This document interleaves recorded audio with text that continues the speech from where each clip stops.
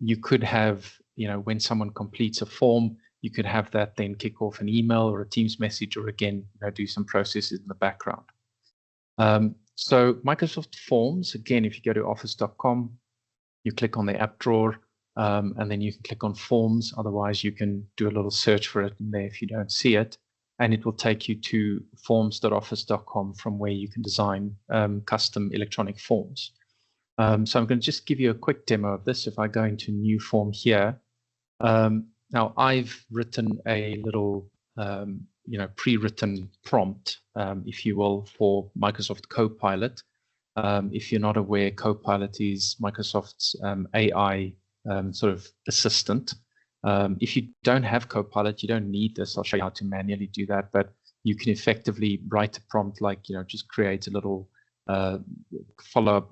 This prompt I've written is effectively saying, can you write or create a questionnaire for the participants of this webinar to ask whether people, found it useful, or what could potentially have, been more informative.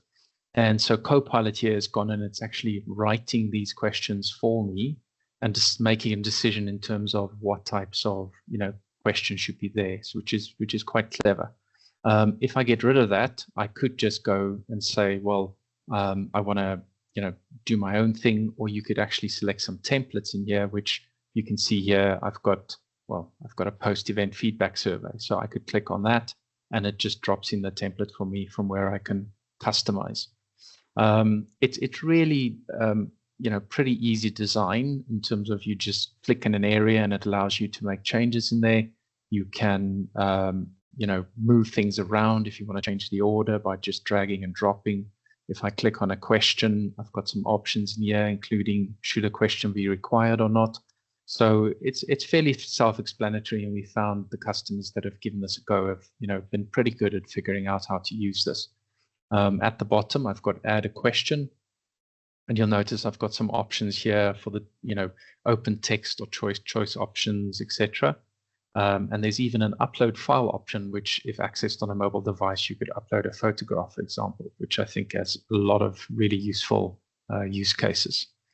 So once you're happy with the form, I can effectively go and say, I'd like to collect responses, and it gives me a URL there that I can copy and email out or send out to participants. I can send them an invite from here if I want to, but often it's better to just, email it directly.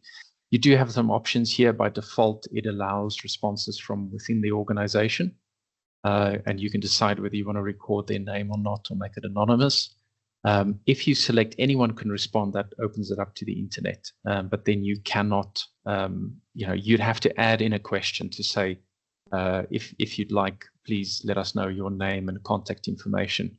But effectively anonymous, these responses are actually anonymous. So once you have this information, let me just show you what that looks like. If I go, let me copy the link and then open that up. So there we go. That is the questionnaire. So I can, put some responses in here. Let me just see if I can skip over some things. So where there's an asterisk, it does require a response. Obviously, we're very dissatisfied. And so let me just click through here. Okay, can I submit that? Okay, I've missed some questions. There we go. So if I go back to the form, you'll see that under view responses, I've got a nice summary here of all the responses that I've received. And then I can also open the results in Excel, which will have, each line represents a response to the form. So I hope that's useful. I think that there's a lot of, use cases for this.